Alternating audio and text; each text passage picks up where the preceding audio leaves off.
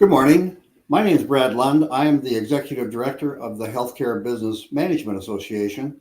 And I can say good morning because everybody on the um, program today should be still in morning. Actually, it just turned 9 o'clock here, so it is noon on the East Coast. So good afternoon to you, to all of you on the East Coast. We've been doing a series on member benefits for HBMA. And today I'm delighted to be joined by Vinod Sankaran. Vinny is the chair of the Education Committee and has been a member of the Education Committee for, I think, a few years. So today we're going to focus on education, how we develop it, and how we deliver it, and so forth. So, Vinny, welcome. Thank you. Thank you, Brad. No, I'm doing great. I'm great. And Good. always a pleasure to talk to you. And as it is with you. Vinny, can you tell us a little bit about the Education Committee? I know there's 9 members of the committee that you work with. Can you tell us a little bit about the Education Committee and how you go about your work? Absolutely, absolutely. So I've been involved with HBMA for a long time. Education committee, like you said, it's been a couple of years, and I just became the education chair. So that's kind of new to me. In terms of education, there's a lot of things involved, right? HBMA has 2 conferences every year. So there's a lot of content that comes into it. Apart from that, there are a lot of other education opportunities like webinar. There's an RCM advisor. So anything that is in terms of education goes through the committee, right? So we get a lot of things that we look at. Haley sends us stuff saying, hey, somebody who submitted stuff for education committee, does it make sense? And who would the right audience be? And then we look at each one and say, okay, this is for owners, this is for maybe the managers. Is it lower level, intermediate, beginner? And is it a right fit for the HBMA audience? That's the first thing we look at. And then we see and look at the background of who has submitted it. And then we decide, is it good for a conference? Meaning, is it going to be live? Is it going to be a webinar? And how and when we should prioritize it. And that's kind of how we do it. And there's a lot of back and forth. People give their inputs and we take a vote. And then it goes from there. So these educational opportunities, they come to HBMA through the average. We go reach out to the RCM community and say, hey, if you're interested, submit an abstract. And I believe that's where this all starts with your committee, is that you review abstracts. That is correct. So when you go on the website, there's always a call to speaker, and Haley puts it out. That's usually for the conference, but the same thing, there are 3 options, right? They ask you, you could submit for a webinar. That's usually about an hour, sometimes 45 minutes. And then this is a live, and we ask for abstracts. But also the education committee comes up with topics that are relevant, right? And every year it changes. So right now, the last few years, it's been automation, RPA, AI, things like that. And there are some things that are pretty standard, right? There's compliance, there's government relations, just regular KPIs, revenue cycle management, things like that. That's always important. Few things change. So that is always there. But any new topics like that we discuss, and we give the speakers the abstracts we are looking for, because we want to break it down and say, okay, this is the head topic. Then we give them some ideas saying, hey, these are the ones we're kind of looking for, so they know what to focus on. Because a lot of our speakers have talked on a variety of topics. So we want to give them topics that are relevant and what we're looking for. It makes it easier for everybody. So you don't necessarily take the abstracts and just accept them or reject them. You actually go back to the proposed abstracts speaker, and you help them redesign the program in terms of what the RCM industry is looking for. That is correct. So there is a format that we ask them to fill, and it's changed over the years. So we tell them to fill it, and then we look at it and say, hey, this person looks like a good speaker, but they've not filled in all the details we need. So we go back to them and say, can you, populate and give us some more information? For example, some people forget their bio, or their what does the audience learn from the session is not filled out to our satisfaction, or is not in detail, or they give too much detail and we tell them to make it smaller. So this happens all the time. Some people follow the format and it's very simple and it's good to go. And we just take a word and say, okay, this makes sense. Usually it's unanimous, Brad, believe it or not. Everybody says, hey, this is a topic that everybody agrees on. or they say this is not relevant for us and it's totally not for our audience. Very rarely do we disagree on saying, hey, that's usually how it works. Okay. So for those abstracts that you determine wouldn't be appropriate for like our fall conference, but it's a good topic, and you then select it to be a webinar, do you Correct. do the same process? Do you go back to them and say, here, we'd like to help you redesign what your presentation involves because these pieces aren't appropriate, but these ideas would then go back to the speaker and let them redesign it? Correct. So if somebody submits something for the live session and we don't think it's a right fit because we already have somebody speaking on it, or it's already happened in the last conference, we would tell them, would you like to do a webinar instead? Some people are okay with it, and some people say, no, we like to do live, and they're not very comfortable with webinar because everybody has their preference. We would go back to them. If they say they're not interested in the webinar, then we just kind of put them on hold and maybe revisit it for the next year and reach out to them and tell them, do they want to change their topic or update their topic? But if they're ready for a webinar, then we give them a couple of dates when they're available, and we kind of try to set it up in terms of webinar. So I'm thinking that the Education Committee's sweet spot is the fall conference. That's our big conference where that is correct. That is correct. How many sessions do we usually do at a fall conference? This year was a little different because it was the 30th anniversary, so we had like an extra half a day. If not, it's usually let's call it 2 full days, right? We have a full day, you have half of the other, so 2 full days, and there are a lot of simultaneous sessions, right? So yes, it depends on how we break it out, but I would say I'm trying to see if you want to include the panels. We have roundtables. Are we talking only sessions? So we'll call it about 20 sessions, I would say. Yeah, 20 to 25 sessions. Yeah, that's a lot of opportunity. Yes, there's a lot of stuff, and you can't attend all of them. Most of them are recorded, so you can go back and watch them if you like. Like you said, Education Committee gets involved in the fall sessions. The Innovation Conference is kind of new, right? We've been doing it for maybe 2 years. So we have a new committee for that, and that's going to be interesting. I just joined the Innovation Committee, so I don't have enough to talk about the Innovation Committee as yet. But I'm excited about the Innovation Conference in March. Yeah, we're going to be in Tucson in March. I was going to ask you about that because I think when we start looking at these specialty programs, like the Innovation is a specialty conference, again, that's going to be a 2.5-day conference. And we were thinking, the Education Committee itself has broad knowledge, but this is real specific. So it's focused on artificial intelligence and all the emerging technologies. So did you reach out to the committee that's specifically designed for innovation to help you? Yes, I did. I spoke to both Desmond and Kunal, the chair and the vice chair, and they basically just they invited me to join the committee early this week, and I signed and I joined. So, but this session is already done, right? The March one is already done, and I've seen the session. So there's going to be focus on robotic process automation, AI, and also compliance and cybersecurity. More cybersecurity than compliance, but these are the main topics, and everybody's interested, and it's changing very rapidly, right, Brad? So the vendors, as you saw this conference, I think the first time we saw so many AI vendors. We had some automation vendors before, but I've not seen so many AI vendors, and it's good.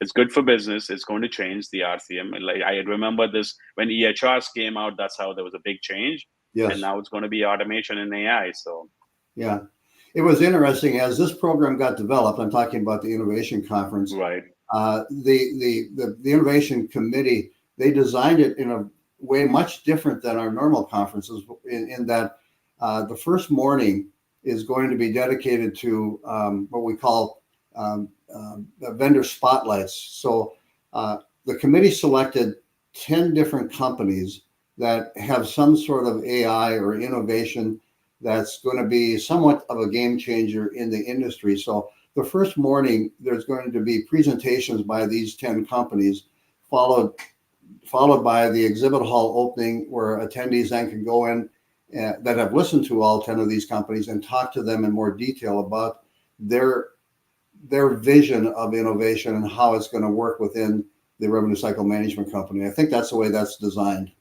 Yeah, sounds very interesting. Like you said, it's very different from what we're used to, and we'll see how it goes. I mean, everybody I talk to is pretty excited.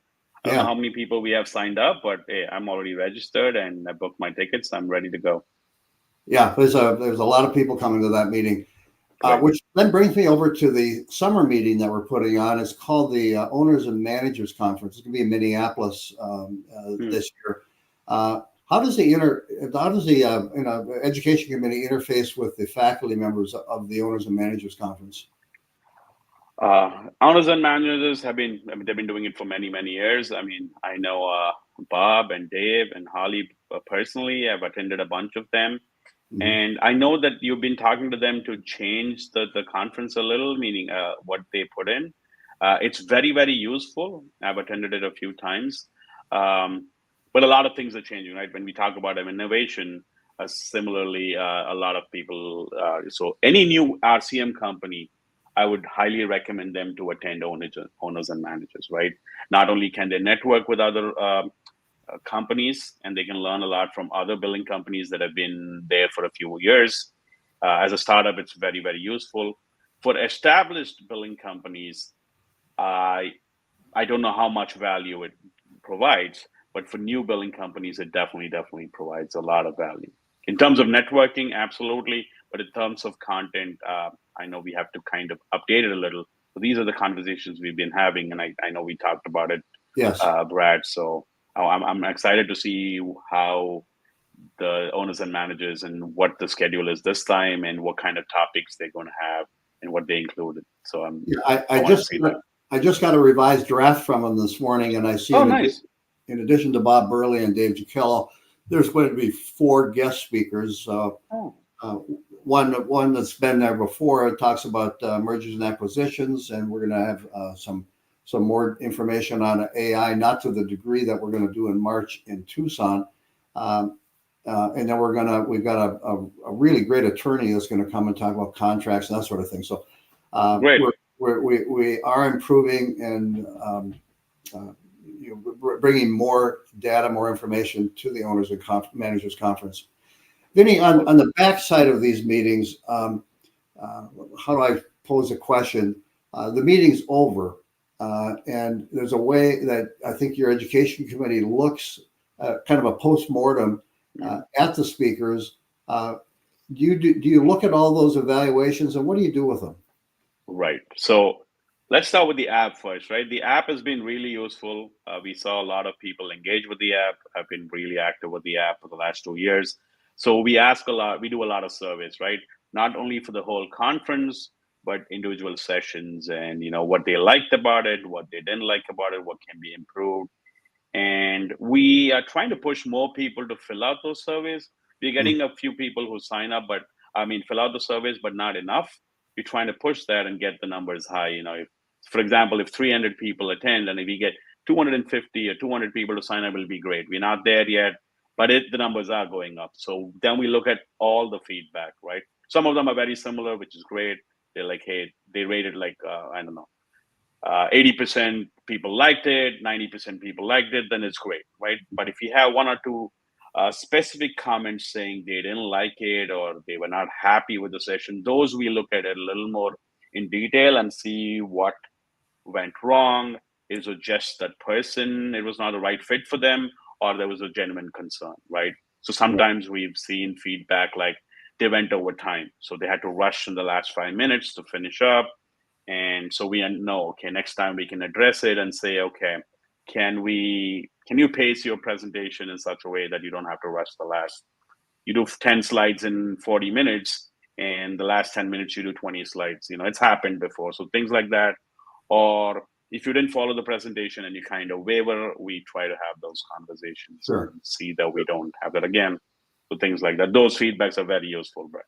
Yeah, I expect you use that those evaluations and the feedback from the attendees to make decision on speakers for future conferences as well. 100%. Yeah. Yes. Vinny, you've been involved with the education committee for a couple of years now. What brought you to the education committee? How and why did that happen? Oh, that is a good question. I've been involved with the HBMA for a while. I mean, a lot of things changed with our company too. I mean, I learned everything about RCM from HBMA. I think I've told you this. This is 2010. I didn't know anything about RCM, and I attended a conference, made some connections. That's how it started. And I contacted Haley and I said I would like to get involved in some committees. What do you recommend? She gave me a couple of choices. Education made sense because I can understand and I can actually give my input saying, okay, this is what is going to be addressed. So I was interested in education. There were a few other committees. I didn't know if I could add value to it, but education was one where I thought I could add value. So I asked her if that will be good. And I also know a few people in the committee, right? Janet's a good friend. I know Janet. Sure. I know Kunal, a few people. So it just worked out. And I didn't know what they actually did till they got me in the committee and told me what they do. So if I was sitting at the reception at the conference and I was talking to you and I'd say, I'd like to join the education committee, but what kind of a skill set should I have that I can make contributions? I'm asking you because there's a lot of members of the association that are listening to this program. And if we can give them some little nuggets that would motivate them to join the education, what would they be? Because education is really broad, right? So you can be an expert on all topics. So don't feel that, okay, I don't know enough about, let's say, AI. Nobody knows enough about AI. So that's okay. So for example, there are some people who only know, are experts in compliance, cybersecurity. That's great. That's one topic. So everybody has a skill set. So as long as they know what that is, you can contribute to the education committee. So for example, I know enough about RCM, but there are a lot of people who are experts. I don't give too much inputs on RCM or KPIs. I know enough, that's great. But I can help a lot of people with marketing, sales, because that's kind of what I do in the RCM field. But those are topics that have not been addressed as much, so I can contribute. Same with RPA. I've done a lot in robotic process automation, so that is something we can contribute. So each person has their skill set. What are they comfortable with?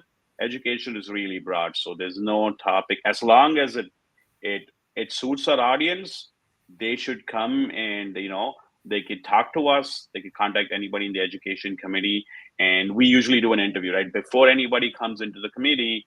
We interview them and see why do they want to join the committee? What do they expect from the committee? And their time commitments and what they should expect and how much time they should spend for the committee. Some weeks are very light, and right before the conference, it gets a little busy, right, with abstracts and stuff, and we call speakers. So it's not even. Some months can only be 2 hours a month, and some months can be a little more. So it's not a lot of time commitment, but we do have some, things that we expect back from them when we give them, like, I wouldn't call it assignments, but Haley's pretty good in being on top of everybody. Certainly. Well, we're very grateful for all you do for HBMA, and the Education Committee is among the most important committees of HBMA and for the industry. When you step back and look at it, you can't go anywhere else and get what you need to be a good revenue cycle management company other than HBMA. You can't go to MGMA or the AMA or any of the specialty associations. Nobody's focused on the revenue cycle more than HBMA is. So if you are an RCM company, this is where you got to be in order to get the most you can out of your educational needs. Absolutely. I'm a member of other organizations. They have their niches, but if it comes to medical billing companies, RCM companies, there's nobody close to HBMA. You don't have any competition, which is a good thing, but it's a big responsibility too. That is true. That is true. Thing. Well, Vinny, we are out of time, so thank you so much for joining me this morning and talking about the Education Committee and all HBMA does for the RCM industry. Thank you so much, and have a wonderful holiday. Thank you so much, Brad. Same to you. Thank you very much. Bye-bye.